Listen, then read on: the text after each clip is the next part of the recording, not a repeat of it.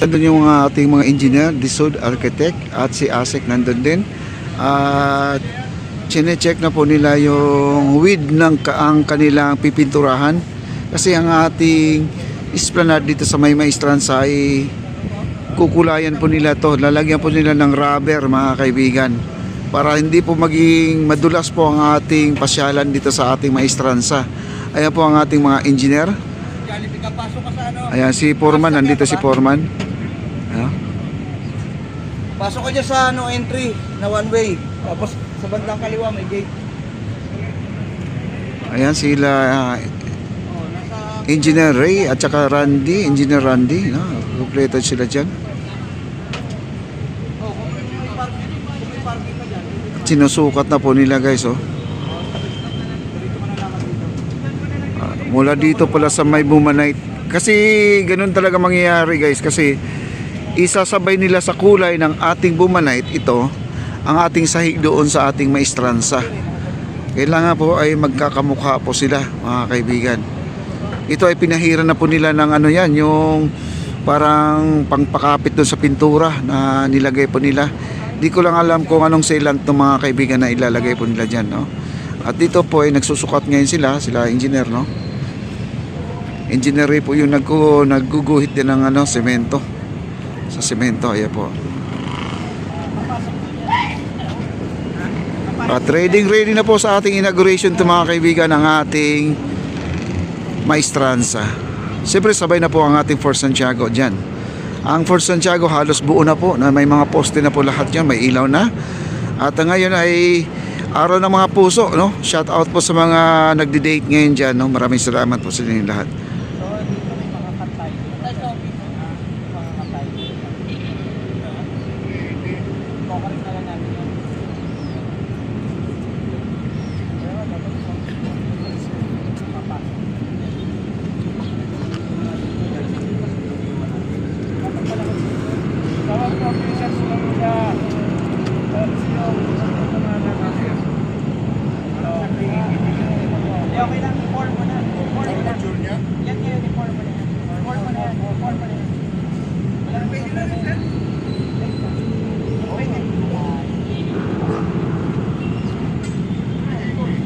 Ayan ba ang pora? Wala na pipinturahan. Hindi, yan ang papasok.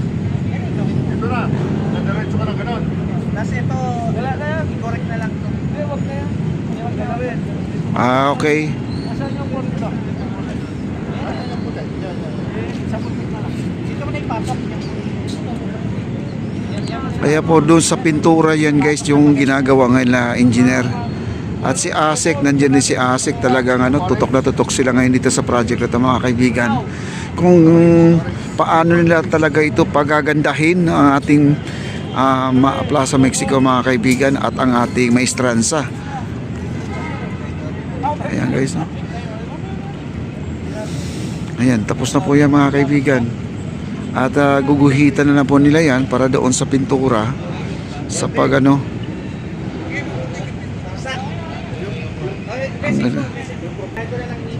ayan, dito na po, no? At dito sa may gilid na yan, nakikita niya may mancha-mancha. Yan po yung pinahid nila, parang sealant yata yan, guys, yung pampakapit dun sa may pintura, yung pintura na ipapahid dyan. Ayan, at least nandito yung mga engineer natin talaga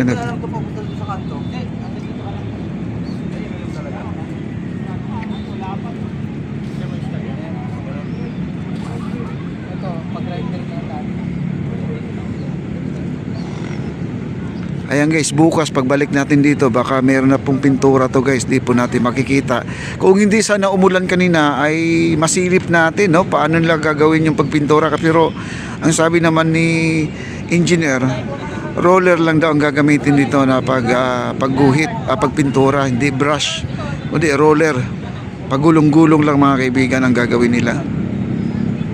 At pagmamasdan po natin sila engineer.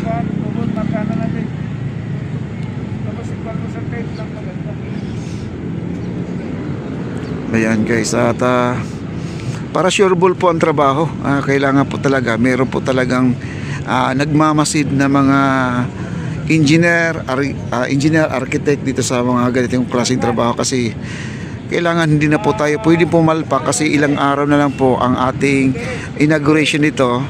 3 araw na lang po at makikita na po ni President Bongbong Marcos itong ating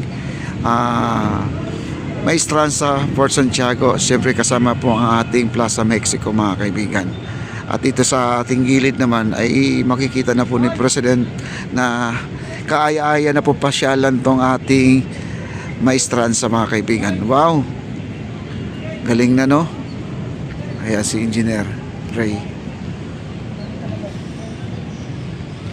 Tinahanap nila yung mga guhit-guhit, guys, kasi may mga marker na talaga yan para di na po tayo magkakamali sa paglalagay, no? Kasi akala mo lang naman ay papahira mo lang ng pula basta-basta yan, ay meron din talaga siyang hangganan kung saan lagyan ng pintura ang ating sahig. Ayan po, mayroon na pong maraming tent po na dala-dala nila, oh. Ready for inauguration po yan, guys.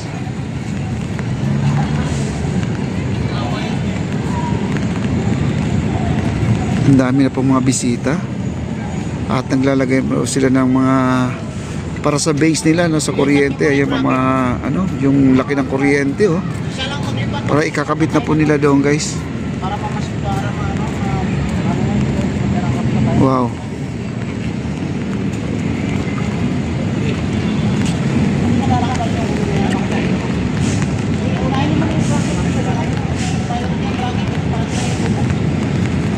Grabe, guys, ang ganda-ganda na po talaga dito. Ayun po ang mga tarpaulin ngayon dito. Ito po yung mga nakasulat ngayon dito, no? Carlos Botong Francisco. Ito yung artist na napakagaling. Taga Rizal po ito, guys. Ito. At ito naman ay Filipino Struggle Truth History. Ayan, Carlo Botong Francisco. Ito yung kanyang, may libro na kasi siya, guys, no? Ayan. Ayan. At ito na pa ay sinasabi natin na Lapu-Lapu, Magellan, no? Ito yun.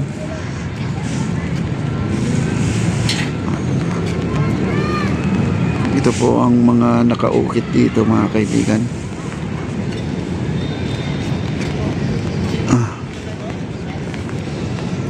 Nandiyan po yung nakipagdigmaan. Ang galing mga nag-drawing dito, guys. Pero ito ay tarpaulin, guys, ha. Hindi po siya mural talaga na ginuhit sa kamay. Ito ay tarpaulin. Pero ito ay nasa libro na po itong kasaysayan na ito, mga kaibigan. Itong nasa wall natin.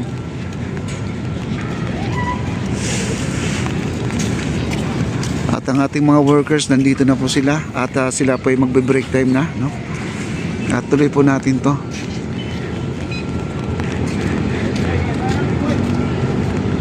At sino kaya tong nakatayo na to? Ay, ito. Ayan. Sino kaya nakatayo na yan? At ito naman, no? Parang mga sila, mga kapitan ng barko.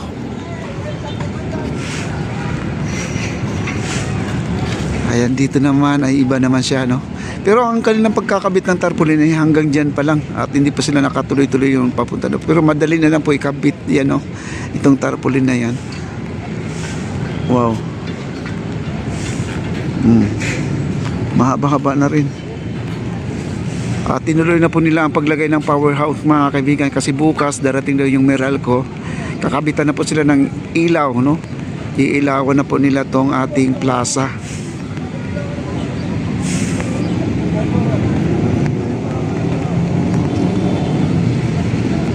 Grabe. At ngayon, guys, dito na po ay magpintura na po sila. Ang problema lang ay lumukas na ang ulan.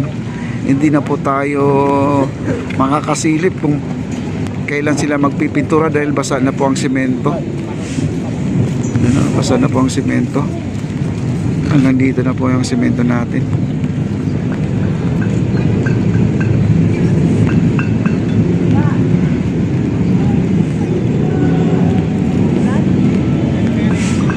Merienda time. Ayan po ang ating isang empleyado, nagkakapilan po doon sa dulo. Ayan, nagkakapilan po siya dyan.